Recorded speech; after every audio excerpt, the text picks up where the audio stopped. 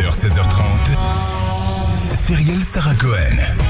Bonjour à toutes et à tous et bienvenue sur Radio J. Ravie de vous présenter cette nouvelle émission aujourd'hui jusqu'à 16h30 avec mon invitée, actrice de théâtre, de cinéma et principalement de télévision qui a connu plusieurs succès discographiques.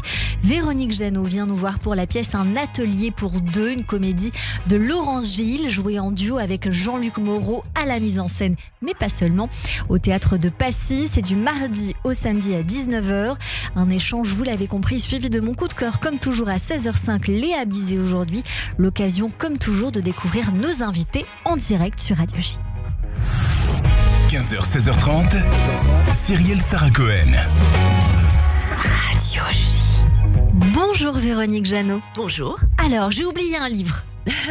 Oui, parce que c'est vrai que écrire aussi est quelque chose qui me tient à cœur depuis longtemps. Le présent est mon refuge, oui, ça, c'est le que dernier. vous avez sorti en 2023, je crois, l'année dernière, Oui, il y a quelques mois, considérons. Ouais. Merci beaucoup alors d'être mon invité aujourd'hui. On va découvrir bien sûr votre actualité autour, en tout cas pour l'heure de la pièce de théâtre dans laquelle vous jouez. Mais l'ADN de cette émission, c'est de découvrir ou tenter, en tout cas, de découvrir qui vous êtes au-delà de ce que vous faites. Et pour ce faire, je vais vous demander de vous décrire, dirons-nous, en 3 mots. Waouh. En 3 mots. C'est compliqué ça. Enthousiaste.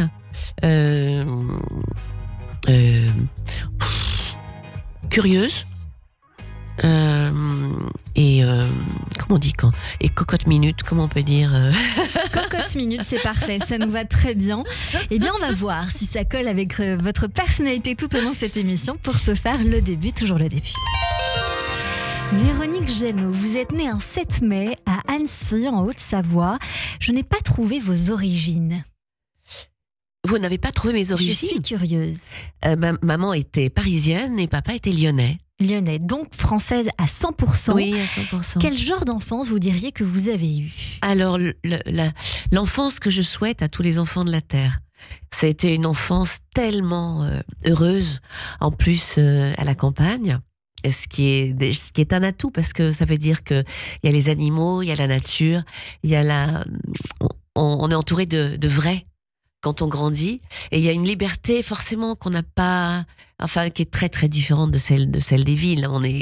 C'est la vraie vie, quoi. C'est pas la vie naturelle. Et puis j'ai eu des parents qui m'ont désiré, qui m'ont aimé, qui m'ont entouré, qui m'ont toujours encouragé dans tout ce que j'ai fait. J'ai été à l'école avec des profs que j'ai beaucoup admirés et qui ont été assez déterminants aussi dans ma vie future. Voilà, donc j'ai eu une enfance vraiment très très heureuse avec le sport, le lac, les montagnes. Enfin, Annecy, c'est un privilège de naître là-bas. Est-ce que vous direz que vos parents vous ont aidé à trouver le chemin? Non, mes parents ne m'ont pas aidé à trouver le chemin, mais ils ont totalement respecté celui qui s'est dessiné en fait contre toute attente, et ils m'ont vraiment pris la main sur ce chemin sans hésiter. Et alors ce chemin, quand il s'est dessiné, quel genre de petite fille vous étiez et comment vous avez évolué pour devenir l'artiste que vous êtes devenue? Alors, en fait, ça s'est dessiné très très tôt. Moi, je voulais être prof d'anglais, ce qui n'a absolument rien à voir. J'avais très envie aussi d'être vétérinaire, mais j'étais très mauvaise en maths, donc c'est un truc que j'aurais jamais pu faire. Maman travaillait dans la publicité à l'époque, et une de ses amies a pris une photo de moi qui est restée sur la cheminée, et la directrice donc de sa boîte avait des copains metteurs en scène, et qui ont dit: elle a une petite bouille cette gamine, elle devrait faire du cinéma, mais comme ça. Et puis on est allé à Paris avec maman. Et il y a un photographe qui m'a prise en photo au pied de la Tour Eiffel. Et je me suis mise tout de suite en mouvement, en fait. Et par réflexe. Et du coup, le photographe a dit: mais elle a déjà fait des défilés pour enfants. On a dit: non, pas du tout. Mais du coup, ça faisait 2 fois, en fait, que cette chose arrivait sur le tapis. Et maman m'a inscrit dans l'annuaire du cinéma. Ça n'a rien donné. Je vais essayer de la faire courte, hein, parce que j'ai tellement raconté de fois. Là, donc ça n'a rien donné en fait, en tout cas de concret. Et quand on a reçu la lettre de Cécile Aubry et de la production qui cherchait l'héroïne en fait de son jeune Fabre pour faire couple avec Mehdi, le Sébastien de l'époque qui faisait rêver toutes les jeunes filles à l'époque, il voulait pas qu'on vienne. au départ, parce que j'étais à Annecy qui voulait pas payer le billet d'avion. Et bon, mes parents n'avaient pas de problème financier à ce moment-là, donc ça a été facile. On a pris l'avion, on a dit considérer qu'on vient en métro, et on est venu en métro pour eux. Et on avait juste rendez-vous donc à la maison de production. Et quand je suis rentrée, le directeur de prod est venu vers moi et tout de suite il m'a dit c'est vous qui venez d'Annecy. C'était quoi le look? Vous diriez que c'était le style? C'était pas le look. On pourrait penser que c'est le look ringard, pas du tout, parce que maman m'habillait toujours très bien, plutôt branchée au contraire. Non, c'est que je pense que j'étais extrêmement bien dans mes baskets, que j'étais sportive, naturelle, et voilà, et que j'avais pas plus que ça envie de faire ce métier en fait. Et je pense que c'est ça qui transpirait. De un côté sain, peut-être sain, naturel, voilà, et sportif, je sais pas. Et quand Cécile Aubry est arrivée, moi j'étais assise avec 5-6 autres jeunes filles, elle s'est arrêtée, je sais pas, peut-être 2 secondes comme ça, elle m'a regardée, et puis elle est rentrée dans son bureau. Là, les jeunes filles sont sorties les unes derrière les autres, et après, quand ça a été mon tour, elle a dit à l'assistante de fermer la porte, elle a dit, ben voilà, j'ai trouvé ma vedette. Et en fait, j'avais aucune expérience, mais vraiment aucune. Et ça a été un coup de chance incroyable. C'était la rencontre avec le rêve d'un metteur en scène. Elle avait dans sa tête une petite fille, enfin une jeune fille, une adolescente qui ressemblerait un peu à Mehdi, qui serait comme j'étais, quoi. Donc tout d'un coup, j'ai été l'Isabelle Cadrousse de son rêve. C'est ça, la grande chance. Vous devenez une évidence. Oui, c'est devenu une évidence, absolument. Vous débutez alors à la télévision en 72 avec ce rôle dans Le Jeune Fabre de Cécile Aubry. Vous enchaînez au théâtre dans l'École des femmes. Comment vous vivez en tant que jeune fille ces premières fois? Alors, le théâtre, ça a été... je m'y attendais encore moins, dans le sens où, n'ayant pris aucun cours, vous êtes complètement autodidacte et vous allez le rester. Absolument, absolument. Je vais apprendre sur le tas, en fait. Mais c'est vrai que quand on m'a proposé de faire Agnès dans l'École des femmes, j'ai dit, mais attendez, j'ai joué devant la caméra, mais le théâtre, en plus un théâtre classique, c'est quand même autre chose. Et là, je me souviens parfaitement, mais comme si c'était hier. Et ils m'ont dit, écoutez, ça, c'est à nous d'en juger. Nous, tout ce qu'on vous demande, c'est de passer l'essai. Et on vous rappellera après pour vous dire. Et le soir même, en fait, ils m'ont appelé pour me dire que la balle était dans mon camp et que pour eux, j'étais Agnès. Et donc, j'ai passé pendant plusieurs mois, j'étais à l'école la journée. Et maman m'emmenait dans sa petite voiture. Elle avait, je sais plus, une Fiat, une petite voiture rouge ou une Simca 1000, je sais plus, rouge. Et on partait Annecy-Genève, c'était 42 km. Donc tous les soirs, j'allais jouer, je revenais, j'étais à l'école la journée et voilà. Et puis là-dessus, je devais reprendre en fait, reprendre au théâtre. Pareil, l'École des femmes, mais au théâtre de la Comédie en hiver. Et puis on me proposait aussi le rôle d'Ophélie dans Hamlet derrière. Et là, on m'a proposé le rôle de Paul et Virginie. Et là, ça a été, ça veut dire que j'arrêtais mes études, que je quittais Annecy, que je partais au moment de la rentrée, ce qui n'était pas banal et ça a été dur comme choix parce que moi, j'adorais l'école. J'aimais apprendre. J'ai toujours adoré apprendre. Donc, ça a été un petit peu dur. Bon, j'avais 16 ans quand je suis partie. Maman est venue avec moi parce qu'à l'époque, j'étais mineure. Donc, s'il fallait que je sois accompagnée de ma mère ou de mon père. Donc, ça a été ma mère. Et elle est restée les 3 mois et quelques avec moi à l'île Maurice. Donc, vos parents, finalement, vous accompagnent dans ce qui va devenir un destin. Ah oui, c'est vraiment un destin. C'est vraiment un destin. C'est clair. Quand les choses se décident comme ça, je crois qu'à un moment, on a la chance d'être élu. Quand ça se décide et se décide, avant même que vous l'ayez formulé ou même formalisé dans votre tête, oui, c'est un destin.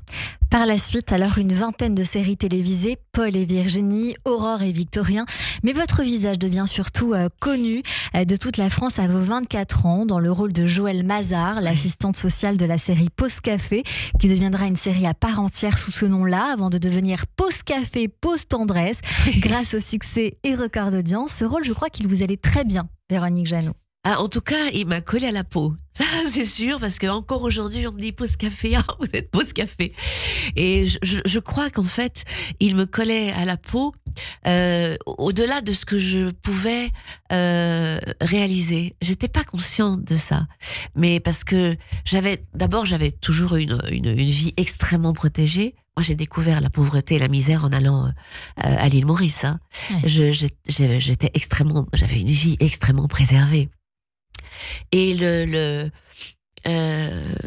me suis perdue en allant, je suis repartie à l'île Maurice là en images. Quand je suis arrivée là-bas, j'arrivais pas à être dans ce marché avec toutes ces odeurs, ces gens qui marchaient sur des fers à repasser. Ça a été un vrai choc. Un vrai choc. Et ça a fait de vous, je ne veux pas dire une militante, mais et là, Pause Café m'a confrontée avec la banlieue, avec des problèmes sociétals et de société, et que j'ai découvert en fait, parce que c'était vraiment de plein pied dans l'actualité. Ça pourrait être aujourd'hui Pause Café. Alors, d'une part, mais ce rôle, pourquoi je vous dis qu'il vous va bien? Parce que je sais que vous êtes proche des gens et des causes. Oui, c'est important. On se souvient du générique.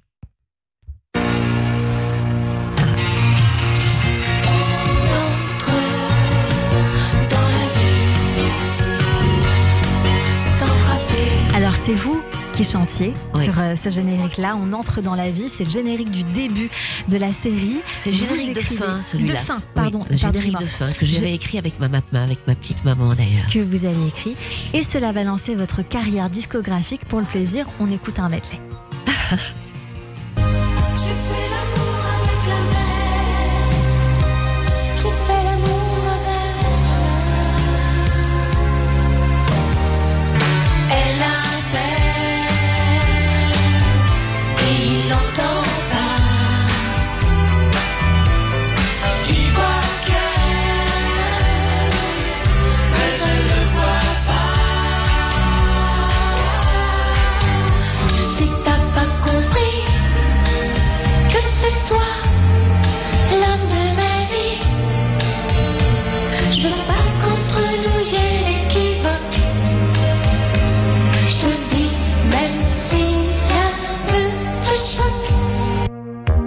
Ma repentance, si tu savais, ma repentance, elle est sincère, elle est immense.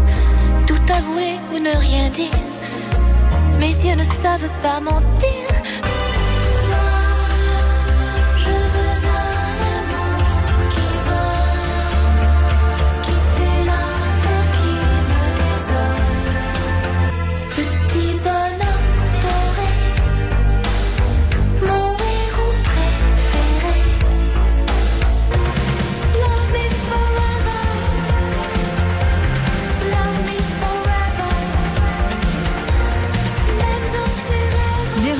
Ça vous fait tout drôle d'entendre tout ça.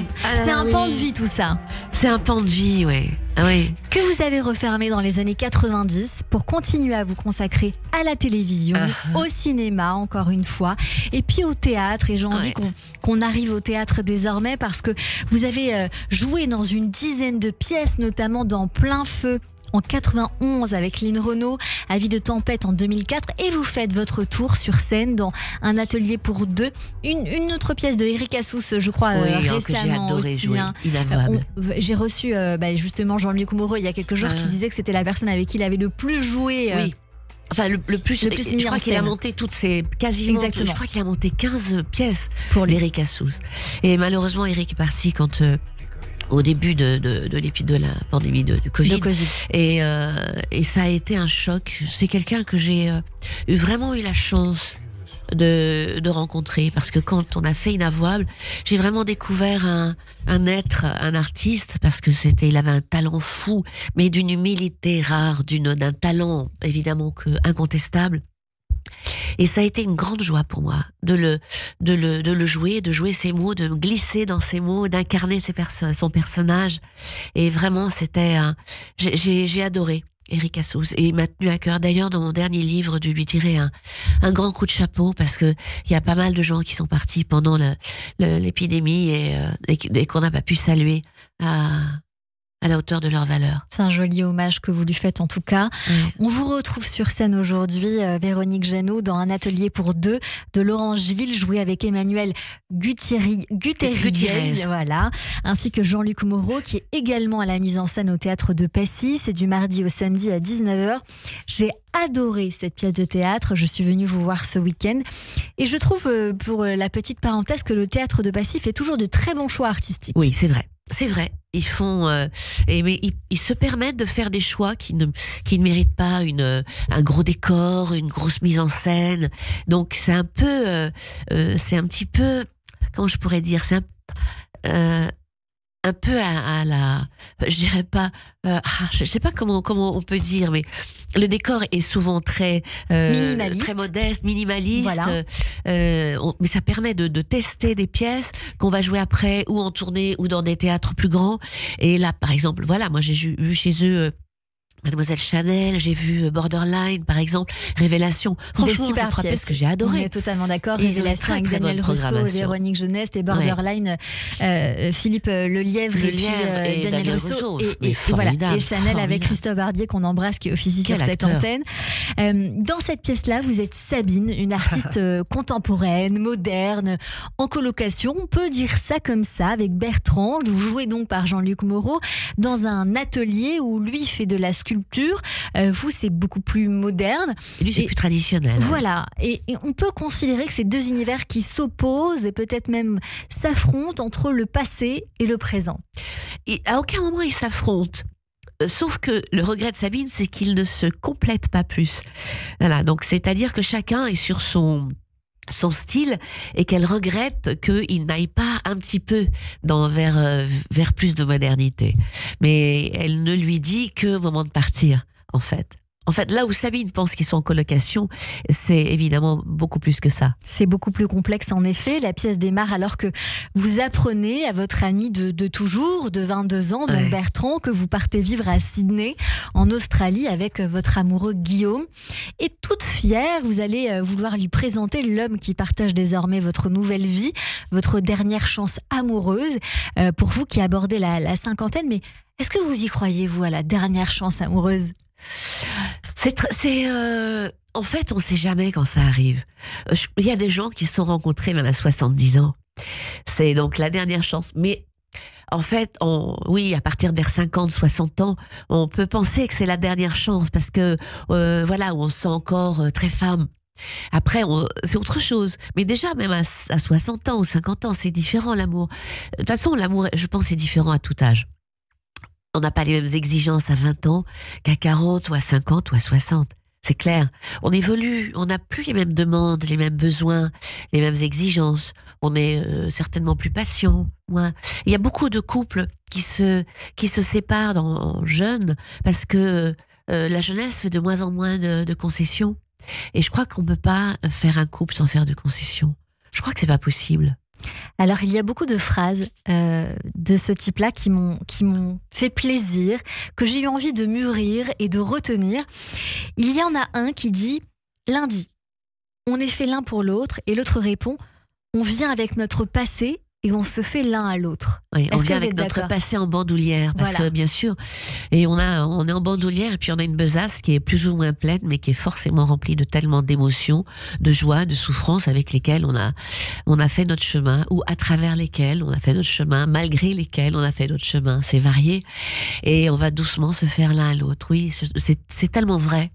Et alors, c'est ce qui se passe finalement, parce que vous vous faites avec Bertrand depuis 22 ans, mais il y a votre amoureux qui arrive à un moment donné, donc Guillaume, dans la pièce, et il y a un échange entre lui et Bertrand qui est assez épique, avec une observation à voix haute d'Emmanuel Gutierrez qui dit « Autant l'abstrait me parle, autant la forme sans la vie me gêne ».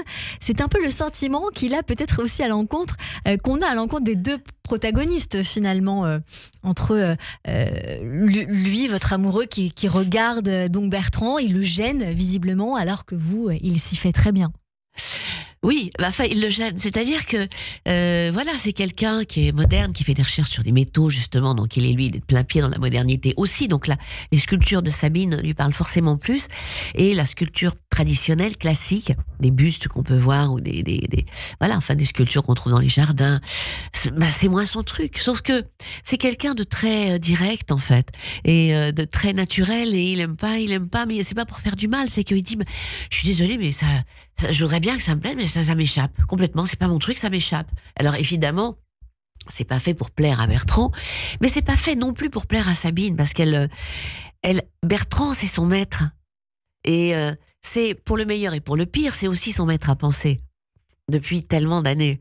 Et ils se sont rencontrés quand elle rentrait aux Beaux-Arts, lui en sortait, et après ils ont fait équipe. Donc elle aime pas qu'on l'attaque. Alors on découvre que Bertrand et elle, c'est plus qu'une histoire d'amour, parce qu'à un moment donné, on va penser que c'est plus qu'une histoire d'amitié. Peut-être, oui. Voilà, plus qu'une histoire d'amitié. Ouais. Lui est homosexuel, il est en couple avec Angelo, que vous n'aimez pas visiblement. Non, je ne supporte pas. Mais de même que lui ne supporte pas quand un homme entre dans ma vie, et moi je ne supporte pas quand un homme entre dans la sienne. En fait, on est très jaloux l'un de l'autre, finalement.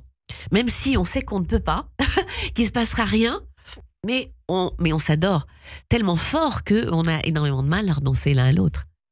Alors, il y a des moments, encore une fois, je suis obligée de citer quelques petites phrases assez épiques. Jean-Luc Moreau, dans le rôle donc de Bertrand, qui se veut votre ami, votre mentor, votre amour, en voulant absolument valider le petit ami qu'il ne cautionne pas vraiment. Et il vous dit, on ne s'informe jamais assez quand on a un feu vert à donner. C'est à ma joie que je souhaite donner un feu vert. Ma joie est méfiante. Il l'appelle l'aborigène, le primate. Et il lui dit, que voulez-vous offrir à Sabine à part des kangourous ? Alors, et elle lui répond, mais il m'aime. C'est ça. Tout simplement. C'est ça. Il m'aime et je l'aime. Mais vous lui dites, c'est quoi l'amour pour toi ? Je dis à Guillaume, quand Guillaume ne veut pas que je reparte vers Bertrand, parce que je suis inquiète pour lui, et c'est là, quand il m'empêche d'y aller, mais je lui dis, mais attends, l'amour c'est quoi pour toi ? Il dit, une exigence. Je lui dis, là, tout de suite, dis-moi un mot d'amour, reste. Et en fait, elle aurait attendu qu'ils lui disent vas-y. Ouais. Parce que c'est encore plus justement quand c'est une... Je veux dire, l'âge aide aussi. On attend qu'on respecte la personnalité de l'autre, de l'indépendance, ses choix. C'est important. Mais pourquoi vous lui demandez vas-y ? On va en parler dans un instant. Cette réponse-là que vous attendez de votre amoureux alors que vous êtes censé rester avec lui. On l'évoque dans une seconde. Vous restez avec nous. On continue cette émission avec Véronique Jeannot pour la pièce Un atelier pour deux que je vous recommande chaudement. Une comédie de Laurent Gilles mise en scène par Jean-Luc Moreau au Théâtre de Passy. Dans un instant, nos chroniqueurs nous rejoignent. Mais tout de suite, c'est le rappel des titres sur Radio J. 15h, 16h30. Cyrielle Sarah Cohen. Radio J.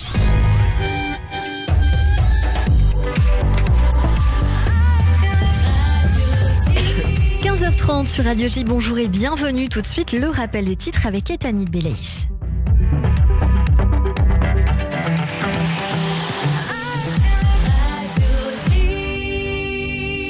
Bonjour Etanit. Bonjour à tous. Alors que les négociations pour la libération des otages israéliens se poursuivent au Qatar, Israël pourrait libérer 15 terroristes célèbres en échange de soldats toujours détenus à Gaza. C'est une information révélée par le New York Times.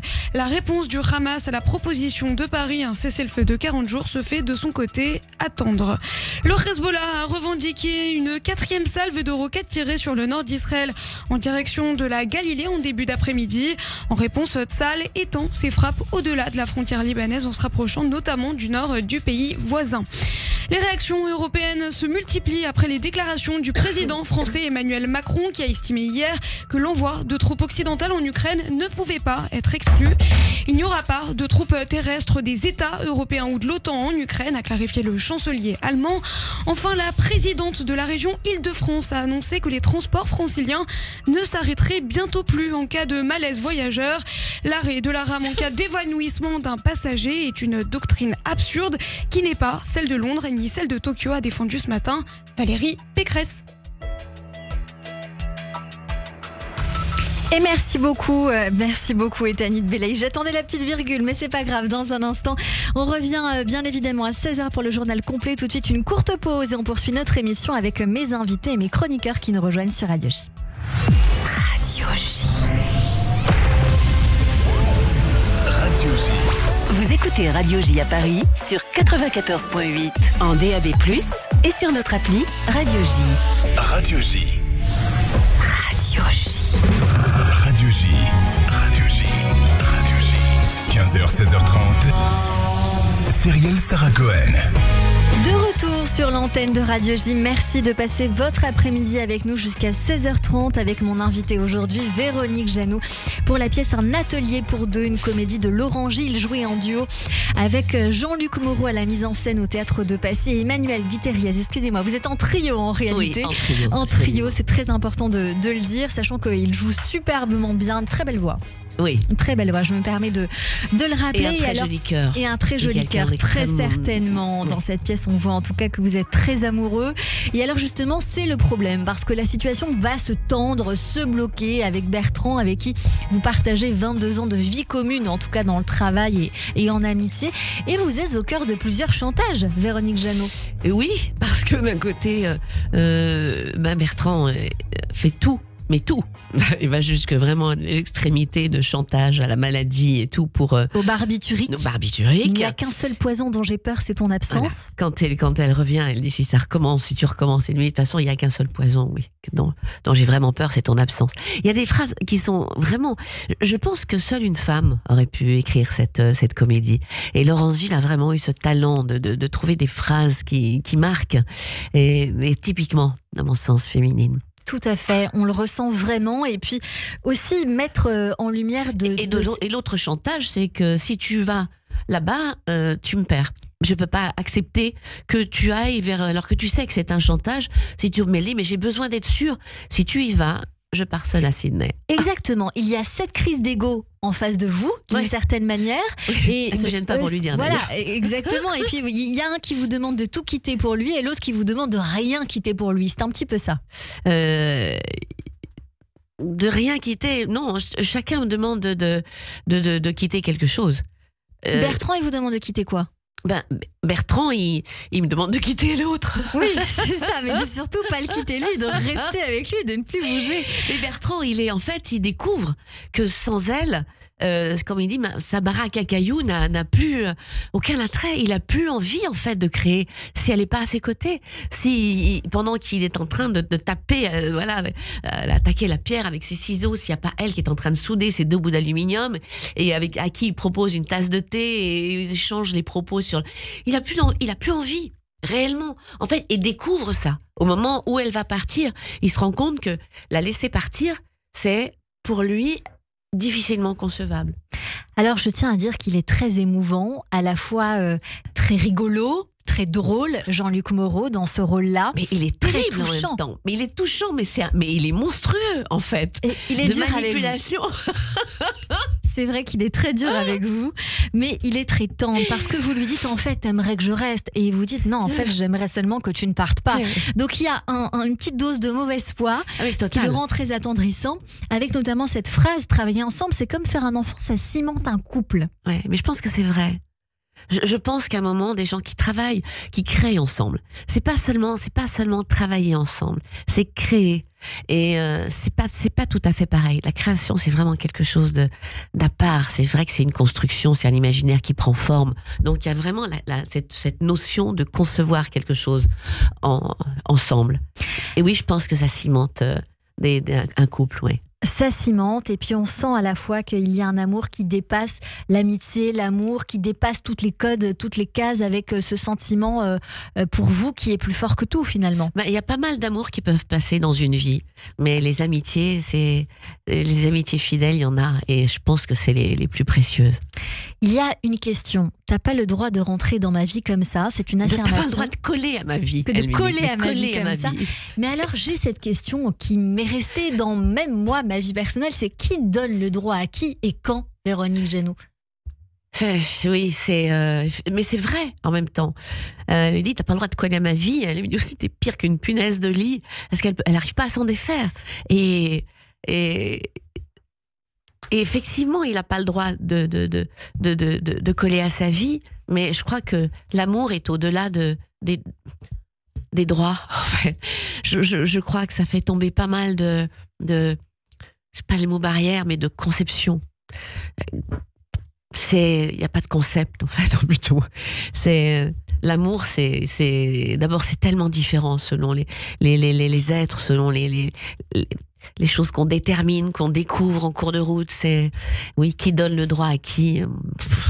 On ne sait pas quel droit on se donne, quelle interdiction on se donne. On ne sait pas. On découvre en fait. On découvre en route finalement.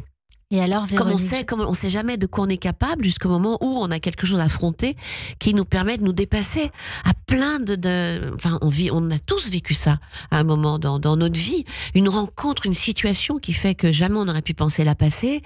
Une maladie qui fait qu'on se dit, jamais on pourrait passer ça. Et que, voilà, quand on est en face, quand on est au pied du mur, on est capable de déployer tellement de force à ce moment-là, qu'on découvre au moment où ça arrive. La vie, c'est un grand réservoir de surprises. Et c'est bien dit, la surprise va rester entière parce qu'il est temps de nous séparer, Bertrand, comme deux grands qui commencent à vieillir. Mystère, pour savoir ce qui se passe, c'est la surprise et il faut venir voir votre pièce. On ne donnera pas la suite, Véronique Jeannot. Cette pièce s'intitule Un atelier pour deux. C'est une comédie, je le rappelle, de Laurent Gilles, jouée en trio avec Jean-Luc Moreau et Emmanuel Guterriez à la mise en scène. Jean-Luc Moreau, c'est au Théâtre de Passy. Je recommande chaudement et on continue à parler de théâtre dans cette émission avec Hélène Kuttner dans un instant. Et mes acclamations, mon enthousiasme, viva notre bienfaiteur.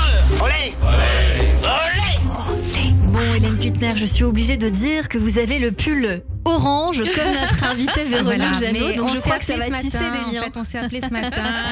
On essayait de se dire quelle est la couleur la plus punchy parce que le ton est maussade. C'est la couleur de la mais création. elle a mis du rose en plus. Écoutez, elle a mis du rose. Vous êtes totalement raccord avec l'émission puisque l'émission aussi j'ai choisi cette couleur orange que je trouve très fraîche et dynamique. C'est important les couleurs. Et du jaune à l'orange, c'est les couleurs de la création. C'est extrêmement positif. Vous me faites bien plaisir pour cette émission créée de toutes pièces. Bonjour Hélène Kuttner. Bonjour Cyrielle. J'appartiens donc à Cyrielle, j'appartiens à cette émission. Voilà, on continue la relation. Voilà, exactement. Et le mien aussi. Bon, alors bonjour Cyrielle, bonjour Véronique, bonjour Charlène avec nous aujourd'hui et bonjour à toutes et à tous. Alors chère Véronique Jeannot, j'avais envie pour cette chronique théâtre de vous faire voyager dans un univers où les mots enfance, conscience de soi, liberté, épanouissement, libre arbitre, ça vous parle un petit peu? Ah oui, complètement. Voilà, prennent tout leur sens parce que je pense qu'ils vous sont très chers. Il s'agit d'une pièce qui s'appelle Le Cercle des poètes disparus. Ah, oh là là, j'avais tellement aimé le film. C'est un de mes films fétiches, ça. Eh bien voilà, on peut la voir en ce moment au Théâtre Antoine et elle a été adaptée. C'est Stéphane Fraisse qui joue le professeur. Donc c'est adapté du film de Peter Weir sorti en 1990, qui a rencontré un incroyable succès auprès des jeunes et des moins jeunes dans le monde entier. Tellement mérité. Hein. Exactement. Alors pour tous ceux qui ont vu le film ou pas, les plus jeunes, il y a 30 ans, avec le formidable Robin Williams, l'attente était grande de découvrir comment aujourd'hui en 2024 on pouvait reconstituer sur une scène ce pensionnat austère où les adolescents boutonneux étaient dressés à la baguette pour constituer l'élite américaine. Cette histoire se déroule en 1959 dans un établissement à la réputation puritaine et sévère de la Nouvelle-Angleterre. Et les principes clamés en chœur à la rentrée de cette année sont, sous les drapeaux patriotiques, ordre, discipline, tradition. Et des gamins à la coupe de cheveux quasi militaire n'ont pas intérêt à déroger à ces principes, car le proviseur est là, qui veille à tout écart. Et alors justement, comment cette histoire cinématographique est-elle transposée aujourd'hui au théâtre, Hélène? Eh bien très simplement, c'est ce que réussit très bien le metteur en scène Olivier Soliveres et toute l'équipe de jeunes comédiens, entraînés comme un feu follet par Mr. Keating, leur professeur, joué par Stéphane Fraisse. Que Cyrielle Cohen a reçu il y a quelque temps dans ce studio d'ailleurs. La scène représente donc une salle de collège avec des tables et des chaises et un immense tableau noir qui fait face au public. Ce jour-là, Mr. Keaton, leur nouveau professeur, débarque avec son cartable en cuir vieilli. Il s'assoit sur son bureau et non pas sur une chaise et sur l'estrade. Il s'assoit carrément les fesses sur le bureau et évidemment commence à parler avec ses élèves comme s'ils étaient leurs égaux dans une relation fraternelle complice. Les garçons évidemment sont ébahis et quand le professeur leur demande de commencer à lire leur anthologie de poésie, mais pas la préface qui est ennuyeuse à mourir et qui leur demande simplement de déchirer la préface, les élèves savent qu'ils sont devant quelqu'un qui va transformer leur vie en les rendant plus libres et plus autonomes. Et ils ne seront plus jamais les mêmes. Est-ce qu'on peut considérer que c'est le sens du carpe diem répété en refrain par le professeur et ses élèves? Oui, Cyrielle, tout à fait. Carpe diem, que ne cesse de raconter Stéphane Fraisse et les élèves en chœur. C'est un dicton d'Horace, qui est un poète latin, et qui signifie dans la bouche du pédagogue qu'il faut savourer chaque instant de la vie en faisant le meilleur moment qui soit. Il initie les gamins au plaisir des mots, à la poésie, au mystère de l'imaginaire. Vous avez vu le film. Il les encourage à créer, à rêver, à écrire, à penser par eux-mêmes et à être critiques. Il les accompagne dans leur chemin de traverse la nuit dans la forêt alors qu'ils disent leurs propres poèmes. Il les fait grandir, devenir eux-mêmes par l'apprentissage de la culture, de la littérature, des arts, de la nature, de la science. Il le fait avec beaucoup d'humilité, d'humour. Stéphane Fraisse est épatant dans ce rôle d'initiateur et de pédagogue hors pair.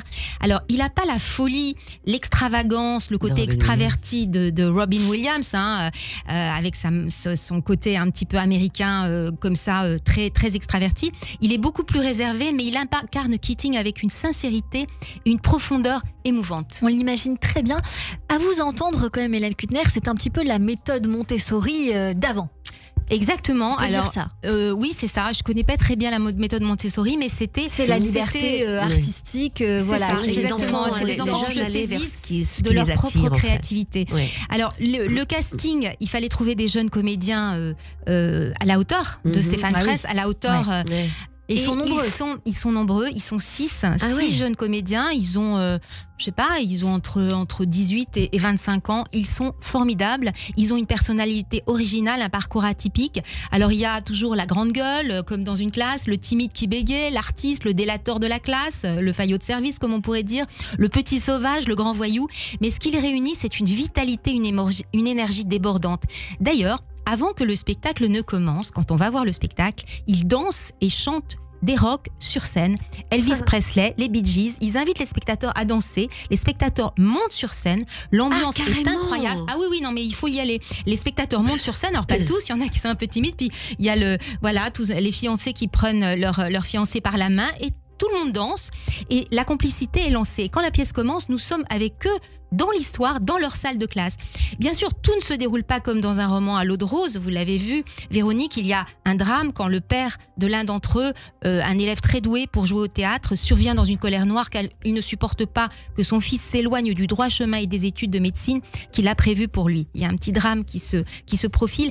Mais ce qui rend la pièce aujourd'hui splendide, c'est autant qu'il y a 30 ans, c'est que ce désir d'être, comme dit Keating, le capitaine de sa propre histoire, you are the captain of your life, de ses désirs les plus tenaces contre vents et marées, avec le courage qu'il faut pour affronter la peur de décevoir ou de tromper, elle est encore actuelle, même si c'est compliqué, je vous l'avoue. À une époque où les études ressemblent de plus en plus à de la compétition, il faut bien le dire, c'est un spectacle à savourer, je dirais, sans modération et pour tous les âges. C'est tellement loin de ce qui se passe aujourd'hui dans les écoles. Ou déjà ça va mieux quand même, ça va mieux dans les années 60. Encore une fois, ça dépend dans quelle école on va. Si on va dans une école méthode Montessori, on a cette liberté, mais sinon c'est différent. Aujourd'hui, dans certaines régions, on va dire dans certains quartiers, il faut avoir la vocation rêver au corps pour y aller. Mais c'est vrai que pour avoir eu plusieurs artistes ici, ils nous disaient que ils s'inscrivaient dans des cours de théâtre à proximité, que c'était quand même très développé et qu'il pouvait exister. Notamment, on a eu Arnaud de Samer qui nous expliquait ça et d'autres artistes également. Comme du coup, je perds les noms là que j'ai en tête. Mais c'est vrai que voilà, ça commence à se développer davantage. Et j'en profite pour faire un clin d'œil à un des acteurs qui joue dans cette pièce-là, qui s'appelle Audran Catin, que nous avons reçu sur cette antenne, qui chante et qui est aussi acteur sur TF1 dans la série Les Bracelets Rouges. Voilà, donc c'était un petit clin d'œil. C'est une jolie série. Très jolie série. Mais c'est formidable. C'est bien de parler de ça. Qu'est-ce que c'est bien de porter au monde d'une façon tellement aussi forte que la télé peut se le permettre. Voilà, le monde justement du handicap qui est, moi je le côtoie beaucoup à travers l'équitation et le rêve de gosse et tout avec les enfants handicapés qui font voler dans un tour de France chaque année, et ça donne vraiment des sacrées leçons de vie. Merci pour ces mots, Véronique Jeannot, et merci Hélène Kuttner. J'ajoute qu'on peut lire tous vos articles sur le site Artistique Réseau. Merci beaucoup d'avoir été avec nous. Merci Tout de Cyrielle. suite. Et le Cercle de poètes disparus se joue au Théâtre Antoine jusqu'au 31 mars. Ah, Et bien voilà. noté, bien noté. Il faut absolument y aller. Tout de suite, c'est la chronique Flashback avec Charlène Villemer. Bonjour Charlène. Bonjour Cyrielle. Bonjour Véronique Jeannot. Bonjour. Véronique, dans cette chronique, nous allons revenir ensemble sur vos goûts culturels. Et on démarre tout de suite en musique avec un spectacle vivant de retour à Paris. Mamma Mia. Ah, j'ai adoré. Et oui, Mamma J'ai Mia adoré. a fait sa rentrée vendredi dernier. J'ai Pour votre plus grand adoré. plaisir, c'est au Casino de Paris jusqu'en avril Tout à prochain. Là, c'est un petit peu plus loin que le Cercle des poètes disparus qui a commencé il y a un petit moment déjà. C'est vrai. Anne, on a tellement besoin de spectacles. Pardon, je vous interromps. Non, parce mais que pas du tout. j'ai tellement été emballée. Je trouve qu'il y a tellement peu de spectacles vrai. qui vous remplissent de joie. C'est vrai. Et là, on ressort, on a une patate en sortant de là. Franchement, Je c'est suis bien génial. d'accord. Alors Allez-y, moi, je ne allez-y, l'ai allez-y. jamais vu. Je suppose qu'il y a des auditeurs dans notre cas. Alors j'ai envie de savoir de quoi elle parle, cette Eh comédie bien écoutez, musicale. ça tombe bien, on va faire un petit rappel. Cette comédie musicale met en scène Sophie, une jeune femme sur le point de se marier, et Donna, sa maman, qu'il a élevée toute seule. La cérémonie approche, mais Sophie aimerait que son père la conduise à l'hôtel, sauf qu'elle ne sait pas qui c'est. En cachette, elle se lance à sa recherche. En lisant le journal intime de sa mère, elle découvre 3 pères potentiels qu'elle invite à la cérémonie, toujours en cachette. En 24 heures chaotiques, de nouvelles idylles vont fleurir et d'anciens amours vont renaître sur cette île. Mais remontons un petit peu dans l'histoire de ce succès planétaire. Flashback, 1999, West End, Londres. Mamma Mia fait sa première, une comédie musicale jukebox, c'est-à-dire créée à partir des chansons du groupe populaire suédois ABBA. Et pour cause, Benny Andersson et Björn Ulvaeus, amis de longue date et surtout anciens membres d'ABBA, sont à l'origine de ce projet. Mais cette idée ne vient pas des seuls compositeurs, c'est Judy Kramer, productrice qui, dès les années 80, imagine un spectacle avec les chansons d'ABBA. Elle contacte alors les 2 ex-membres, peu enthousiastes à l'époque. 2 autres femmes viennent se greffer au trio, Catherine Johnson, d'abord, scénariste, et Phillida Lloyd, metteuse en scène, et l'aventure démarre. Le succès est tel que la première dans le West End hisse de nouveau l'album ABBA Gold en tête du palmarès musical au Royaume-Uni. La comédie musicale prend l'avion et part jouer pendant 15 ans à Broadway. Et depuis sa création, la comédie rassemble tout de même plus de 65 millions de spectateurs. C'est l'un des shows les plus vus au monde et le plus joué à Londres, derrière Cats et juste devant Le Roi Lion, qui est super aussi. Et je crois savoir justement que c'est produit par Laurent Bentata, que j'embrasse bien fort. Quand est-ce qu'elle revient exactement, la comédie musicale? Elle est revenue vendredi dernier. Vendredi dernier, Ouais. on sait où c'est? C'est au Casino de Paris. Au Casino de Paris, c'est noté. Et puis cette comédie musicale est aussi adaptée au cinéma en 2008, il faut le rappeler. Tout à fait, Charlène. avec un casting 5 étoiles en plus. Meryl Streep, Pierce Brosnan ou encore Colin Firth, tous acceptent de pousser la chansonnette à l'écran. Car oui, les acteurs chantent vraiment avec leur vraie voix. C'était d'ailleurs la condition pour jouer. Et si Meryl Streep, qui a vu la comédie musicale, est emballée, ce n'est pas le cas de James Bond. Il avoue être un peu terrifié au départ. Le héros de GoldenEye aurait donc une corde sensible, je crois. Et bien visiblement, l'agent 007 s'est pris au jeu, puisqu'en 2018, Here We Go Again, Mamma Mia remet le couvert avec un 2e opus, toujours en chanson et en danse. À donc aller voir au Casino de Paris. Puisque l'on parle de danse, Charlène, obligée, Véronique Jeannot, vous l'avez évoqué, on va poursuivre cette chronique avec une émission particulièrement dansante. Et oui, il n'y a pas que Mamma Mia qui fait sa rentrée en février. Danse avec les stars revient pour une toute nouvelle saison. C'est pour quand? La question a longtemps taraudé les internautes, mais la bande-annonce sur le thème de Barbie a rassuré tout le monde. Cette année, nous avons un casting XXL aussi. James Denton, star de la série Desperate Housewives, le plombier sexy, mais aussi Caroline Margeridon, que j'embrasse. Margeridon, Nico Capone, Black M, Christina Cordula, Natacha Saint-Pierre, Adeline Tognetti, pour ne citer que.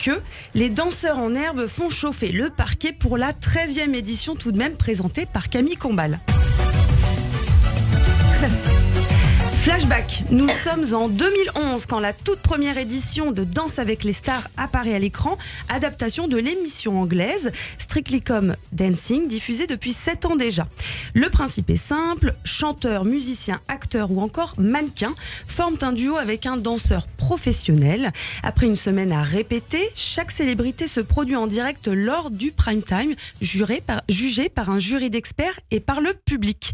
Tous les styles y passent, valse, foxtrot, toutes les danses, pour notre grand plaisir, évidemment. Et le vôtre, Véronique Jeannot, vous adorez Danser avec les stars? Ah oui, moi j'adore. Moi je continue à regarder. Vous l'avez fait aussi? J'ai fait, ouais. Voilà. J'ai fait la deuxième vague, on va dire. Et ça a été une grande aventure. Et vraiment, ça a été extrêmement joyeux. J'ai appris plein de choses. Je ne sais absolument plus danser les danses que j'ai apprises parce qu'en fait, on apprend les chorés, mais tellement vite qu'on oublie. On n'apprend pas les bases en fait qui nous permettent qu'on peut garder à travers le temps. Mais franchement, c'était tellement bon enfant, c'était tellement chaleureux en fait l'entente qu'on avait entre l'équipe des personnalités et des danseurs. Vraiment, moi, je me suis régalée. C'était crevant, c'était épuisant. Il semblerait, que beaucoup se blessent. Oui, moi j'ai été blessée, forcément. Ouais. À la troisième semaine, je crois que c'est là que le corps commence à dire, mais tu m'as pas habitué à tout ça. Quand on sortait du studio, en fait, on n'avait pas l'impression que on venait de danser 5 heures, 6 heures, mais un entraînement pro, quoi. Donc vraiment. Et puis on rentrait dans la voiture. Jusque là, ça allait. Et là, pendant la demi-heure, en fait, qui nous rend la voiture, nous ramenait à la maison. Pour sortir de la voiture, c'était pas évident, les courbatures. Là, tout d'un coup, les courbatures, mais c'était terrible. J'ai eu des courbatures, je savais même pas qu'il y avait des muscles là, en gros, ça me faisait mal. Je savais même pas. Ça a été des grandes découvertes. Eh bien, on va tout de suite se mettre à l'écoute de notre corps et poursuivre cette chronique en lecture, Charlène, avec une œuvre qui nous invite justement à écouter cela. Oui, tout à fait. Véronique, vous adorez le chef-d'œuvre de Khalil Gibran, Le Prophète, écrit à l'âge de 15 ans puis réécrit en anglais. Entre poésie et spiritualité, ce petit livre est toujours un ouvrage de référence. Mais dans cette même veine, je vous propose La parole du cœur au corps. Entretien avec Jean Moutapa. d'Annick de Souzenel, une œuvre parue en 97 aux éditions Albin Michel. Et ce livre, je trouve qu'il s'intègre parfaitement dans le thème de cette chronique, le corps. Des mathématiques supérieures à l'étude de l'hébreu biblique, à l'exercice de la psychothérapie en passant par l'enseignement, l'expérience d'Annick est une richesse hors du commun qui fait toute la densité de son œuvre. Alors ce livre pose des questions cruciales sur notre existence, l'amour, le corps, la souffrance aussi et l'espérance. Des interrogations dont le sens de l'existence humaine dépend. Jean Moutapa, éditeur, interroge ici l'auteur du symbolisme du corps humain. Cette œuvre nous met à l'écoute de notre corps. Et ce corps, c'est quoi ? Eh bien, c'est le lieu de notre accomplissement intérieur, n'est-ce pas ? Ouais, bien sûr. D'ailleurs, si je peux me permettre, j'ai vu un spectacle la semaine dernière qui est interprété par Laurent Boisin sur les paroles de Christiane Singer. Et c'est juste une merveille. Et c'est certainement dans la même veine. Et c'est au Théâtre Essaillon. Et vraiment, ça vaut la peine d'y aller. Est-ce que vous connaissez le nom de cette pièce ? De ce spectacle ? C'est la conférence de Christiane Singer. Et on va retrouver, vous inquiétez pas. Parce que vraiment, il faut aller écouter ça. C'est magnifique. En attendant la parole du cœur au corps, on termine cette chronique, Charlène, avec un film qui fait écho à cette œuvre et que mon invité recommande. Encore, en 2 mots. Le film franco-belge, exactement réalisé par le talentueux Cédric Clapiche, sorti en 2022, que nous avons d'ailleurs reçu chez Radio J. Ce film traite également de le rapport au corps. Passionné par la danse depuis toujours, il met en scène Élise, danseuse de ballet de 26 ans. Élise n'est qu'au début de sa carrière quand elle se blesse à la cheville. Le verdict tombe. Elle ne pourra plus jamais danser. C'est le coup de grâce pour elle. Alors pour tenter de se reconstruire, elle rejoint une maison d'artistes en Bretagne pour aider à la cuisine. Et Ofesh Schechter, chorégraphe israélien et ami de Cédric Clapiche d'ailleurs, débarque avec sa chronique de danse contemporaine. Pas à pas, Élise rejoint les planches pour se reconstruire tout en douceur et prouver que les mouvements peuvent soigner les maux. Ce long métrage est l'histoire d'une renaissance filmée avec beaucoup d'élégance. Écoutez. Je crois que c'est ça le plus dur aujourd'hui. De repenser à tout ce temps passé et de me dire que ça a servi à rien. Si tu construis ta vie sur ton corps, à 35 ans, t'es à la retraite. T'es obligé d'avoir au moins 2 vies. Sabrina m'a proposé un job avec son mec. Et donc tu vas complètement laisser tomber la danse. Faut y croire. Hein, faut t'accrocher. On est une compagnie de danse contemporaine. Moi, c'est toujours les résidents que je préfère, c'est les danseurs, parce que... Quand ils bougent, tu veux dire quand ils bougent avec les... Le corps. Quand ils bougent avec le corps. Bras, Quand ils bougent avec le corps. Le mouvement. Oui, oui. Quand ils dansent, quoi. Trancher, hein. J'aime bien trancher un peu. Pour moi, quand tu mets un tutu, c'est cucu. Qu'est-ce que tu connais, toi? Profite de toutes les vies que la vie pourra te donner. Aujourd'hui, je commence une nouvelle vie. Un film tourné vers la vie et la notion de plaisir, comme tous vos goûts culturels, Véronique Jeannot. Alors merci. Merci de. Merci pour ces choix artistiques et merci Oui, à alors vous, j'ai retrouvé Charlène le nom. Villemer. C'est Choisis la vie et tu vivras. C'est De ça le nom du Christiane spectacle Singer, au Théâtre c'est au Essaillon. Théâtre Essaillon à aller voir. Vous nous le recommandez chaudement. Et puis une petite parenthèse, puisque vous me l'avez soufflé tout à l'heure, vous avez chanté en yiddish, ou en tout cas il y a du yiddish sur un album à vous. Non, en fait, j'ai écrit un CD pour enfants, mais c'est pas un CD enfantin, en fait. Les mélodies sont magnifiques, mais c'est des berceuses, en fait. C'est un petit voyage autour du monde où il y a à l'origine des berceuses irlandaises, du Portugal, du Bhoutan. Et j'ai tout réécrit. Et ça a été réadapté par un musicien merveilleux, géorgien d'ailleurs. Et il y a une chanson en yiddish. Et à un moment, je dis Liulinke mein Fegele, Liulinke mein Kind. Voilà, c'est juste. Et à chaque fois, il y a une phrase du pays en fait d'où vient la chanson. J'ai écrit ça pendant le confinement et j'ai beaucoup de bonheur à écrire ça. J'ai écrit que de l'amour. Voilà, on parlait d'horreur et moi je parlais d'amour. C'était bien. Et cet album s'intitule Rêve. Oui. Voilà, c'est dit, à retrouver dans les bacs, j'imagine, et sur les plateformes. Il est en vente sur mon site, sur veroniquejeannot.com. Parfait. Et bien voilà, sur le site de Véronique Jeannot. Parce que je l'ai produit moi, j'ai tout fait moi. Ouais. Allez, vous restez encore avec nous sur Radio J dans un instant. Notre coup de cœur du jour, l'introspection, et notre experte Nathalie Daudrieux pour le portrait. Mais tout de suite, une courte pause et c'est le journal de l'info. Restez connectés sur Radio J.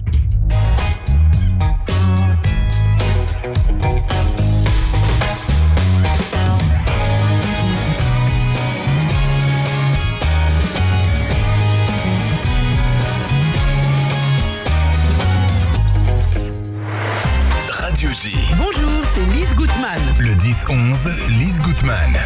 Ravie de vous retrouver tous les matins au programme Judaïsme, divertissement, communauté. Radio J.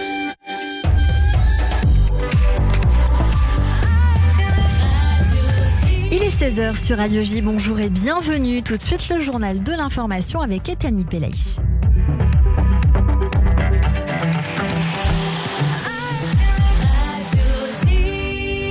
Bonjour Ethanit. Bonjour Cyrielle, bonjour à tous. On ouvre ce journal sur le Hezbollah qui a revendiqué une nouvelle salve de roquettes sur le nord d'Israël aux alentours de 16h50 heure israélienne. Les villes de Goren, de Hanita et d'Aranisha collées à la frontière libanaise ont notamment été visées. En réponse, l'armée israélienne étend ses frappes. Les régions de Teftach et de Gipchit, situées à une trentaine de kilomètres de la frontière, ont été ciblées. Hier, c'est le nord et l'est du Liban qui étaient visés par Tsahal. Le Premier ministre israélien a affirmé dans une interview accordée à Fox News qu'une guerre contre le Hezbollah n'était pas à écarter. Le président américain espère qu'un accord de cessez-le-feu entre Israël et le Hamas sera conclu d'ici lundi prochain. Déclaration faite hier devant la presse américaine alors que les négociations se poursuivent à Doha au Qatar. Mais ces propos ont vite été remis en question, Pascal Sunshine. Ce matin, le porte-parole du ministère qatari des Affaires étrangères explique qu'il n'y a pas encore de percée en vue d'une trêve et d'un accord sur la libération des otages, mais que les médiateurs restent optimistes. La délégation israélienne, elle, est toujours à Doha, mais une source israélienne s'est déclarée surprise par les déclarations du président américain. Idem du côté du Hamas, où l'on accuse surtout Israël de faire traîner les discussions, et l'organisation terroriste affirme aussi que la situation sur le terrain ne reflète aucun progrès diplomatique. Alors, selon la chaîne qatari Al Jazeera, Israël aurait accepté plusieurs dispositions du cadre d'accord élaboré au sommet de Paris. Il s'agirait de la libération de 400 terroristes condamnés à des peines lourdes qui seraient échangés contre 40 otages. Et Israël conditionnerait le retour progressif de la population palestinienne vers le nord de Gaza à la libération d'otages adultes en âge de servir dans l'armée selon la catégorie établie par l'organisation terroriste. Israël accepterait aussi d'augmenter l'entrée d'aide humanitaire à Gaza, de retirer ses troupes des centres de population et de suspendre sa surveillance aérienne 8 heures par jour, des affirmations qui n'ont pas été confirmées alors qu'il est côté israélien. Notre correspondante en Israël, Pascal Sunshine. Après plusieurs reports, les Israéliens se rendent aux urnes aujourd'hui pour les élections municipales. 7 millions de personnes sont appelées à voter pour élire les maires des villes israéliennes. 242 municipalités, conseils locaux et conseils régionaux participeront aux élections. Particularité de ce vote, les proches des 134 otages toujours détenus à Gaza sont présents toute la journée dans 134 bureaux de vote où les captifs auraient dû voter. Objectif pour eux, rappeler que ces derniers ne peuvent profiter de leur liberté démocratique. L'émir du Qatar entame ce mardi une visite d'État en France. Ce déplacement, une première en 15 ans, première également pour Tamim Ben Hamad Al Thani depuis son accession au trône en 2013, durera 2 jours et sera centré sur la libération des otages à Gaza, mais aussi sur la relance du processus pour la création d'un État palestinien. Enfin, outre son de cloche du côté de la France, Emmanuel Macron n'exclut pas l'envoi de troupes occidentales en Ukraine au lendemain d'un sommet d'aide organisé à Paris. La veille au soir, le chef de l'État a appelé les alliés de Kiev à un sursaut pour assurer la défaite de la Russie, annonçant de nouvelles mesures pour fournir plus d'armes à l'Ukraine. Il a en outre affirmé que l'option d'un envoi de troupes occidentales à l'avenir n'était pas à exclure. Cette guerre peut s'arrêter à n'importe quel moment si la Russie décide de retirer ses troupes en Ukraine. Déclaration du ministre des Affaires étrangères, Stéphane Séjourné, cet après-midi devant l'Assemblée nationale. On l'écoute. Nous devons envisager de nouvelles actions de soutien à l'Ukraine. Celles-ci doivent répondre à des besoins très précis. Je pense notamment au déminage, au cyber, à la production d'armes sur place, sur le territoire ukrainien.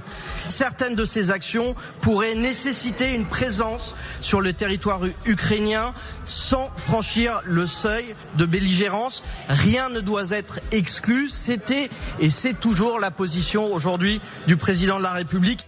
Réponse de la Russie. Cette fois, le porte-parole du Kremlin a prévenu qu'envoyer des troupes en Ukraine ne serait pas dans l'intérêt des Occidentaux. Et merci beaucoup Ethanine Belaïch. On vous retrouve demain à partir de 14h. En attendant tout de suite une très très courte pause. Et on poursuit cette émission avec mon invité et mon coup de cœur sur Radio J. Radio J, le 6-9, Ilana Ferradian. Tous les matins à 7h45 sur Radio J, Christophe Barbier. Je vous retrouve tous les matins dans le 6-9 d'Ilana Ferradian avec un invité politique chaque jour. C'est le Barbier du matin. C'est tous les jours à 7h45 sur Radio J. Quelle France voulons-nous? La société civile face à la République. C'est le thème de la rencontre organisée par la communauté juive de Créteil le mercredi 28 février à 19h30 avec Amin El Khatmi. Quelle France voulons-nous? La société civile face à la République. Mercredi 28 février à 19h30 à la maison communautaire, 11 rue du 8 mai 1945, salle Henri Gozlan. Assib Créteil, 01 43 77 01 70. Ça, c'est uniquement sur Radio J. Radio J. Papa, chérie, écoute-moi, je veux juste te parler. Et viens vite avec moi, on va se balader. Radio J.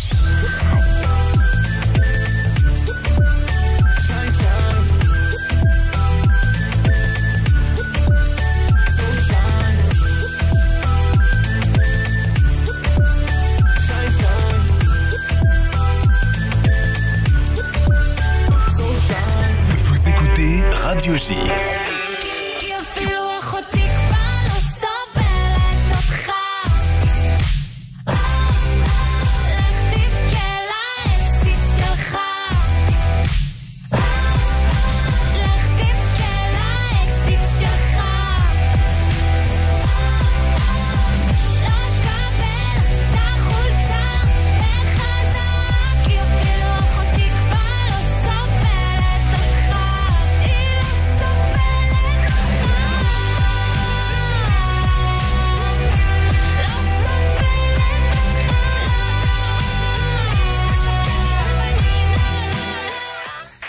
Radio J.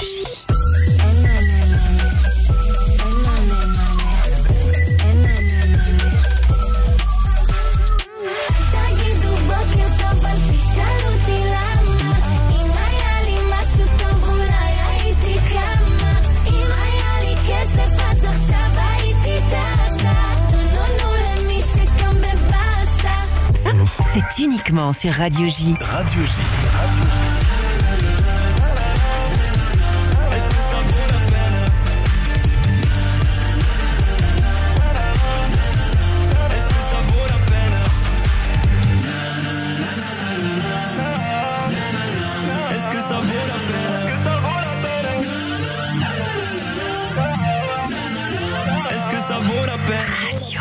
Radio J. Radio J. Radio J.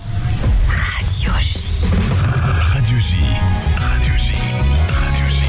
15h, 16h30. Cyrielle Sarah Cohen. De retour sur l'antenne de Radio J avec notre invitée aujourd'hui, Véronique Jeannot, pour la pièce Un atelier pour deux, une comédie de Laurent Gilles, jouée avec Jean-Luc Moreau notamment à la mise en scène au théâtre de Passy. C'est du mardi au samedi à 19h. Et tout de suite, on passe à l'introspection, si vous le voulez bien, Véronique Jeannot. On va poursuivre avec une citation d'Oscar Wilde qui a dit « Parfois, nous pouvons passer des années sans vivre du tout et tout à coup, notre vie entière est concentré dans un seul instant. Essayons, si vous le voulez bien, de faire ça maintenant avec 10 questions pour encore mieux vous connaître et on va tenter de répondre rapidement. La première est celle-ci.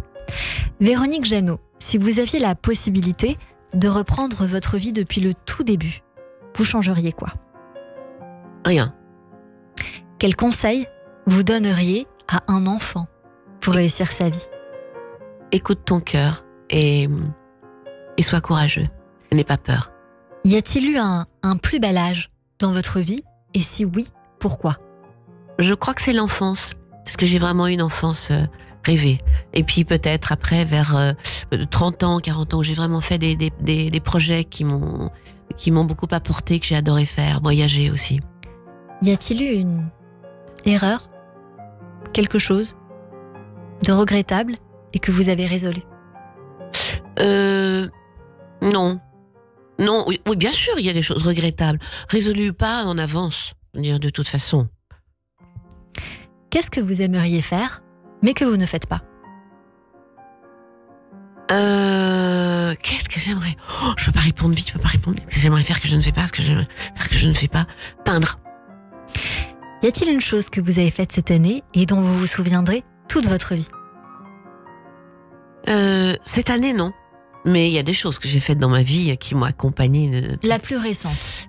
La plus récente... je sais pas vous répondre. Il faut que j'aille vite en plus, je sais pas. Ça va, prenons le temps. Non, mais une des choses les plus fortes, c'était le clip d'Aviateur avec la patrouille de France et des choses comme ça tellement intenses.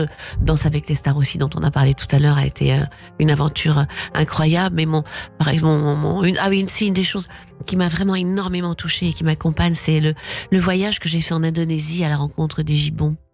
Et votre fille? Avec Chani. Ah bah oui. Non, j'étais pas avec ma fille. Mais oui, ma fille, c'est... Il y a 10 ans qu'elle vit vraiment avec moi maintenant en France. C'est une grande aventure, ça, c'est clair. Alors si je vous parle d'amour, comment cela résonne, Véronique Jeannot? Ah, mais pour moi, la seule chose qui mérite vraiment d'être vécue, c'est ça, c'est l'amour. L'amour, c'est la clé de tout. Et je trouve que ce monde en manque de plus en plus, qu'il y a de moins en moins d'amour dans ce monde et qu'il y a de plus en plus de guerres, de conflits. Et, je trouve que l'amour est la plus belle chose à vivre. C'est la plus grande chose qui soit. C'est la seule qui vous fait tout oublier, qui vous fait franchir des montagnes et qui résout tout. Si vous pouviez changer une chose, soit sur votre corps, soit sur votre personnalité, qu'est-ce que ce serait? Alors peut-être que je lui mettrai un peu plus de patience. Je suis un peu cocotte minute, je m'emporte très vite, mais je retombe aussi vite en même temps, donc c'est pas très grave. Mais voilà, je pars au quart de tour. J'ai un peu style moteur Ferrari. Si vous étiez présidente de la République, quelle serait votre première mesure? Oh là, alors là, la première. Il y a tellement de choses. Je mettrai l'argent où il faut. Et je laisserai pas autant de gens dans la misère. Et j'accorderai peut-être moins d'aide à certains endroits qui en ont moins besoin et un peu plus à d'autres qui en ont tellement besoin. Pour terminer, Véronique Jeunesse. C'est pas grave, je l'aime beaucoup et elle joue avec moi de patience. Que j'embrasse très fort, Véronique Jeannot, ce joli lapsus. Qu'aimeriez-vous Ça nous est souvent arrivé. C'est vrai. Oui, parce qu'on était très amis, on était beaucoup ensemble. Croyez-moi, j'ai fait pire. J'ai dit Julie Pietri à Julie Zenati. Elle voulait me tuer. Ce sourire fait du bien. Pour terminer, Véronique Jeannot, qu'aimeriez-vous que les gens retiennent de vous? Oh, qu'est-ce que j'aimerais qu'ils retiennent peut-être une phrase, genre un épitaphe. Épitaphe que je mettrais sur ma tombe. Avant, c'était la phrase. Mais on m'a dit c'est un peu moyen. J'ai dit on va éviter. Oui, mais bon, j'ai fait de mon mieux. C'est joli. Merci beaucoup, Véronique Jeannot. Tout de suite, dans un instant, le coup de cœur sur Radio J, mais juste avant, c'est le portrait. Radio J. Radio J. Le portrait psychologique. Comme toujours, à la fin de cette émission, Véronique Jeannot, on a pour l'habitude de débriefer ces minutes que nous avons passées ensemble, notamment avec ces 3 mots qu'on s'est promis de décortiquer à un moment donné. Et donc, c'est Nathalie Dodrio qui s'y colle. Bonjour Nathalie. Bonjour Cyrielle. Bonjour Véronique Jeannot et bonjour aux auditeurs. Effectivement, je vous ai écouté attentivement et observé pendant toute cette interview. J'ai pris beaucoup de plaisir à sentir tout ce qui se vivait ici. Il y avait une énergie très vibratoire. Donc ça a été un régal pour moi. Alors je vais vous refléter ce que moi j'ai retenu, ce qui s'est détaché dans mon regard et qui a été amené ici. Alors évidemment, au tout début, vous nous parlez de votre posture avec ces 3 mots, enthousiaste. Il y a curieuse et cocotte minute qui est venue en cherchant un autre mot. Moi, j'ai découvert qu'il y avait le mot spontanéité qui venait. Oui, il y avait un Véronique un peu sans filtre. Voilà, il y avait quelque chose comme ça qui était un élan assez naturel. Et c'est d'ailleurs un mot naturel qu'on a beaucoup retrouvé dans votre récit, notamment quand vous nous parliez de votre petite enfance, une enfance assez heureuse, même assez rêvée. Vous nous le disiez à un autre endroit au tout début, vous le souhaiteriez à tous les enfants de la Terre. C'est clair. Et vous nous parlez de ce contexte, entouré de vrai, dans une ville comme Annecy, avec le lac, les montagnes, la nature, les animaux, et en même temps des parents qui vous ont désiré et soutenu, très entouré, quelque chose quand même de très soutenant. Et c'est un contexte effectivement pas forcément fréquent. Alors il y a cette notion de vraie vie que vous nous partagiez avec la nature, et en même temps il y a un autre épisode sur l'île Maurice où vous nous disiez j'ai pris un choc, j'ai été protégée, je ne savais pas. J'ai tout de suite remarqué le paradoxe entre ça c'est la vraie vie, oui c'est une partie de la lecture. Oui. Et en même temps, vos parents vous ont mis dans une espèce de cocon. Ils m'ont pas mis volontairement dans un cocon. C'est-à-dire que Annecy, moi je vivais au bord du lac, je faisais du sport, j'étais dans les matchs de handball, j'étais au ski tous les week-ends, je faisais des balades à cheval dans le Roc de Cher. Oui, c'est une vision. J'allais à l'école, idéale. j'aimais apprendre, j'avais plein de copains, des copines et tout. Donc et c'était en province, et c'était en 1970. Donc c'était un une époque. Contexte, c'est tout un contexte. Et on sait très bien que l'environnement est très important dans le fait de développer sa personnalité, son tempérament, son caractère. Mais c'est vrai, quand je suis arrivée à l'île Maurice, et qu'il y avait déjà les odeurs d'épices, j'étais pas habituée. Et quand j'ai vu les gens marcher sur des fers à repasser, j'ai été choquée. Oui, c'est vrai que c'est un voyage qui a pu être presque initiatique. Absolument. En plus, vous étiez toute jeune, accompagnée par maman. Donc, vous avez arrêté vos études à 16 ans pour aller vers votre vocation, vers votre Je savais élan pas trop du cœur. vers quoi j'allais, en fait. Ça aurait pu s'arrêter. C'est ça. Et il y a forcément, c'est ce que je me suis dit, comme un grand chef d'orchestre, une sorte de grand chef d'orchestre qui s'arrange pour placer les différents éléments sur votre route pour faire que ça se passe. Ça émerge, c'est la vie d'artiste, un peu même polyvalente, très couteau suisse. Vous n'êtes pas enfermé dans un rôle juste d'actrice ou de personnage. Vous êtes multicasquette, et ça c'est vraiment quelque chose qui se développe tout au fur et à mesure. Oui, parce que vraiment, ça fait partie de mon caractère, justement, d'être curieux et j'ai pas de peur. Et oui, c'est exactement ce que j'allais dire. C'est là où on retrouve le deuxième mot, curieux, parce qu'il y a quelque chose qui fait que vous allez picorer chaque expérience et chaque aventure et vous en nourrissez. Et à chaque fois, dans une vision, dirais-je, presque idéale. Si ça correspond pas à un élan du cœur, vous ne le faites pas. Il y a vraiment ça qui est au cœur. Oui, c'est vrai, par exemple, quand je suis allée tourner mon documentaire Dakini, le féminin de la sagesse, en Inde, au Sikkim et au Népal, ça a été pour rendre quelque part ce que les enseignements bouddhistes en fait m'avaient apporté à un moment difficile de ma vie. Et j'ai cherché l'angle, et l'angle c'était les femmes, et pour parler vraiment voilà, d'une philosophie de vie et moins d'un problème politique dont on ne parlait finalement que trop entre la Chine et le Tibet, alors qu'il y avait des choses tellement plus profondes, tellement plus belles et importantes aussi pour chacun à évoquer. Et ça a été vraiment... Mais voilà, bien sûr, j'avais déjà beaucoup voyagé dans ma vie, mais partir avec le sac à dos et le matos, comme on dit, pour tourner rencontrer les gens, c'était moins évident, et ça a été extraordinaire. Sentir, c'est qu'il n'y avait pas juste question de l'avant-plan, mais aussi de terrain de fond, notamment la spiritualité qui tient une grande place dans votre vie. Vous disiez, quand vous citiez les couleurs jaunes et oranges, vous parliez des chakras, de la créativité. Vous citez également Christiane Singer. Donc, il y a quelque chose où l'humain et la proximité, notamment bien sûr avec les autres, au travers de vos œuvres, mais la proximité et le rendez-vous avec vous. Tient vraiment ce fil. Alors du coup, j'ai trouvé une petite phrase justement de Christiane Singer qui, je trouve, vous correspond bien. Elle cite « Vivre pleinement et aimer immodérément. » C'est quelque chose qui est venu beaucoup, le cœur, l'amour, le couple. Ça vous définit beaucoup, je trouve, aujourd'hui, Véronique Jeannot. Merci beaucoup pour ce moment passé ensemble. Merci à vous. C'était vraiment une très jolie émission. J'étais très heureuse d'être avec vous tous. Mais c'était tout à fait partagé. Merci beaucoup, Véronique Jeannot, d'avoir été notre invitée aujourd'hui sur l'antenne de Radio J. Je sais que vous avez un filage, donc je vous libère un peu plus tôt. C'est seulement la troisième que d'habitude. présentation. C'est la troisième. Un atelier pour deux, je le rappelle, une comédie de Laurent Gilles, jouée avec Jean-Luc Moreau à la mise en scène au Théâtre de Passy. C'est du mardi au samedi à 19h. Pour les auditeurs qui nous écoutent, allez-y, c'est super, ça fait du bien, ça fait plaisir. Merci beaucoup d'avoir été notre invité. Merci à vous. Tout de suite, c'est le portrait qui vient de se terminer. Alors merci beaucoup Nathalie Daudrion, on se dit à la semaine prochaine. Exactement. Et tout de suite, on va découvrir le coup de cœur sur Radio J. Radio J. 15h, 16h30, Cyrielle Sarah Cohen. Bonjour Léa Bizet. Bonjour, merci. Merci beaucoup d'être notre invitée aujourd'hui. Je suis ravie. On va découvrir votre premier single Attraction en tant qu'auteur-interprète. Et puis on va découvrir ensemble le second Anybody Cries, disponible sur toutes les plateformes de streaming. Et on revient.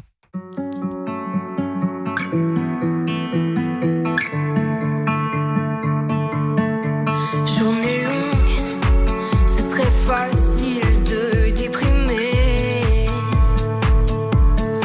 Sing a song, pense à te réveiller, rêver.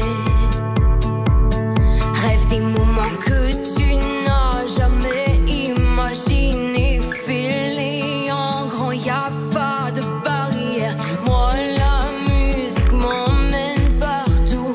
Pas besoin de voyager. Dans un soupir, il est temps de s'élever et de s'envoler. Tu respires, c'est une évidence.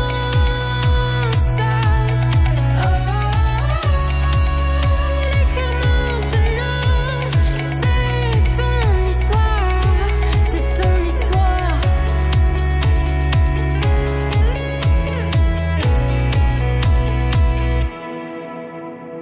La jungle dans nos têtes nous pousse parfois hors du chemin. Aide-toi à retrouver la lumière. Ta vie c'est la tienne, fais-en ce que tu veux. Laisse personne te dire qui tu es. C'est toi, toi seul qui le sais. Donne tout et touche les étoiles. Donne tout et touche les étoiles.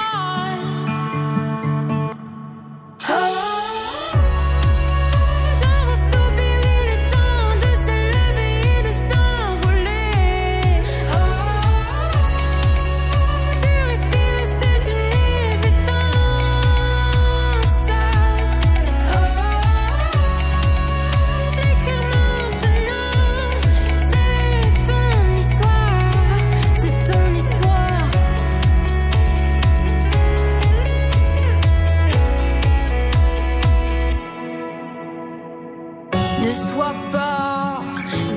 ici, c'est une nouvelle ère. Prends soin de toi et de notre planète Terre. Embrasse la vie, embrasse tes rêves.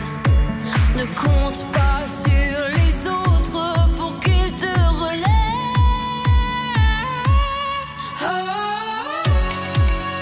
Dans un soupir, il est temps de s'élever et de s'envoler. Tu respires, c'est une évidence.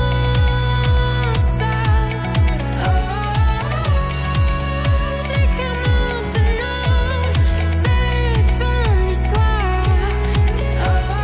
Et vous êtes en train d'écouter Attraction sur l'antenne de Radio J. Rebonjour Léa Bizet. Rebonjour, merci beaucoup pour cette invitation. Mais c'est avec un grand plaisir que je vous découvre aujourd'hui sur l'antenne de Radio J, qu'on vous découvre. Moi, je l'ai fait sur les réseaux sociaux, sur Instagram, parce que j'ai vu que vous étiez très active et proactive sur les réseaux. Alors, je tiens à le dire, vous n'avez que 17 ans. Ça marche très bien pour vous et vous êtes fait repérer par Brice Conrad. J'aimerais que vous nous expliquiez comment ça s'est passé, cet échange pour vous, parce qu'il est aussi à l'initiative de ce titre que l'on vient d'écouter et le prochain aussi. C'est ça. Alors oui, Brice Conrad m'a donc repéré sur les réseaux sociaux tout comme vous. Il a adoré mon univers et m'a donc proposé de collaborer avec lui sur mes propres chansons. C'était un de mes rêves en plus, donc j'ai tout de suite accepté. Et donc je suis partie à Strasbourg pour réaliser ces titres. C'était vraiment super d'être accompagnée de quelqu'un qui est du métier et qui s'y connaît vraiment dans l'élaboration d'une chanson. Et c'était vraiment une super expérience et j'espère continuer comme ça. Eh bien, en tout cas, ça a l'air de bien se passer. Alors, pour rappel, ceux qui ne connaissent pas Brice Conrad, il est à l'initiative de beaucoup de chansons. Ça fait une dizaine d'années qu'il est connu. Il a chanté notamment la chanson Fleur du Mal ou encore Hola, pour ne citer qu'elle. Et puis, il a participé grandement à votre prochain album, j'imagine, parce que vous êtes en train de le travailler ensemble. Oui. Donc, il y a un titre qui est sorti là, qui s'appelle Anybody Cries. J'aimerais beaucoup vous avoir en direct sur ce titre avant même de continuer à échanger. C'est quand vous voulez. D'accord, on y va ? Allez, on lance l'instru.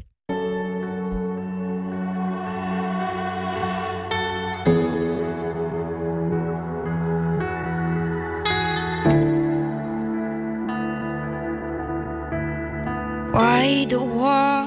It's a desolation. Only rains with fumes and a few scattered soldiers. All these people running away. Anybody cries? Anybody cry? Molding empty shells on the ground, mixed with blood. It is no longer possible. Too much suffering and no.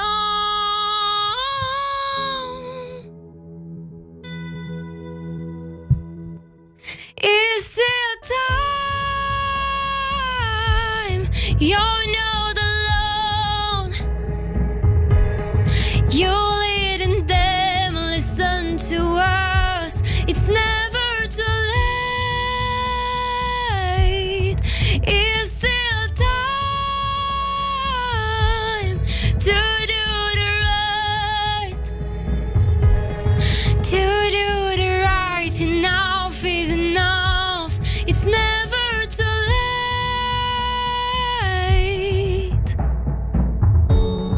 Although it exhausts man and a woman, the fame in not set seal. Anybody cries, anybody cries. Fauna and flora dying out. It's no longer possible. No longer possible. It's still time. You're not alone.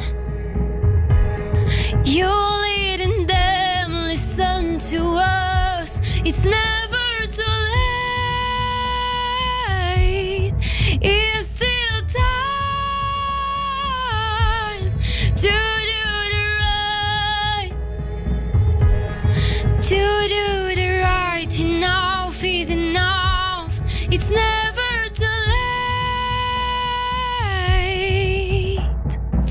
Léa Bizet en direct sur l'antenne de Radio J avec ce titre Anybody Cries. C'est merveilleux de vous entendre en direct. Léa, la chanson va continuer à défiler pendant que nous sommes en train de parler. Je tiens à dire que vous êtes très suivis sur les réseaux sociaux, qu'on vous a fait confiance, que de vous entendre comme ça en direct, c'est très très beau. Vous êtes aujourd'hui lycéenne, vous êtes en classe de terminale, vous continuez à chanter en parallèle. Est-ce qu'on est venu vous chercher? Est-ce que The Voice par exemple vous a fait du pied, comme on dit? The Voice pas encore, mais il y a d'autres émissions qui m'ont proposé. Bon, malheureusement j'avais pas forcément le temps, mais The Voice en tout cas, je pense que si j'avais l'opportunité de le faire, évidemment que je dirais oui de suite. Il faut absolument écrire à Bruno Berberès, je suis certaine qu'il sera très intéressé, mais on sent déjà un chemin qui commence à devenir intéressant. Cette chanson, j'ai envie quand même que vous nous expliquiez que c'est votre papa qui l'a écrite. Oui, qu'est-ce qu'elle veut dire? Cette chanson, elle dénonce surtout les conflits et les guerres en général dans le monde, parce que depuis que les guerres ont commencé, ou même depuis que les guerres ont commencé, je me demande toujours quand est-ce que ce sera la fin. Et donc ma chanson, c'est un réel cri du cœur pour que ça s'arrête. C'est un appel à la paix et c'est un espoir que tout s'arrête. Et j'espère vivement que ce sera bientôt fini. Merci pour ces mots. Une grande intelligence pour 17 ans, je tiens à dire, une grande maturité. On a parlé sur les réseaux sociaux toutes les deux et également par mail. Et voilà, je tiens à dire qu'il y a du potentiel, comme on dit. En tout cas, voilà, c'est dans mon regard. Je vous souhaite le meilleur. Il y a quelques scènes qui vont pas tarder. Si vous voulez les dire, c'est maintenant. Je crois que ce sera à Bordeaux pour les deux dates. Oui, c'est ça. On a le 23 mars, du coup, avec l'association Apalpa et la compagnie Jabert. C'est une comédie musicale donc qui va se passer à Bordeaux, dans la salle du Point du Jour. Et ensuite, les 15 et 16 mai, je participe au festival des lycéens de Nouvelle-Aquitaine. Et donc, je fais un concert avec mes propres chansons et quelques reprises avec mon groupe. Et en attendant, on vous retrouve sur vos réseaux sociaux, Léa Bizet _officiel sur tous vos réseaux. Merci beaucoup Léa d'être venue nous voir, c'était un bonheur de vous découvrir. Et on vous découvre sur les réseaux sociaux avec notamment cette reprise de Popcorn Salé de Santa. À demain, belle journée à tous sur Radio J évidemment.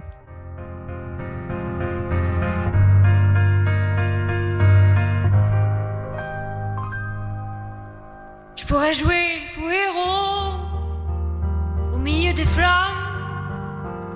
repartir à zéro pour un supplément d'âme.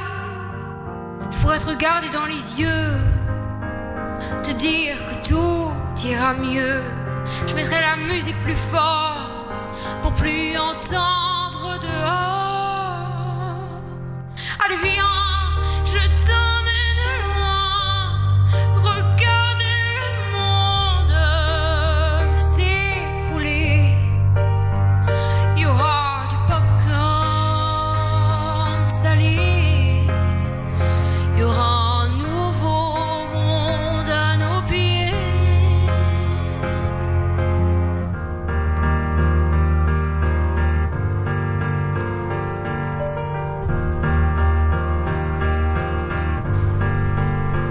Je pourrais jouer les beaux mots au milieu des femmes, le premier domino de ton cœur qui s'emballe. Je pourrais te regarder dans les yeux.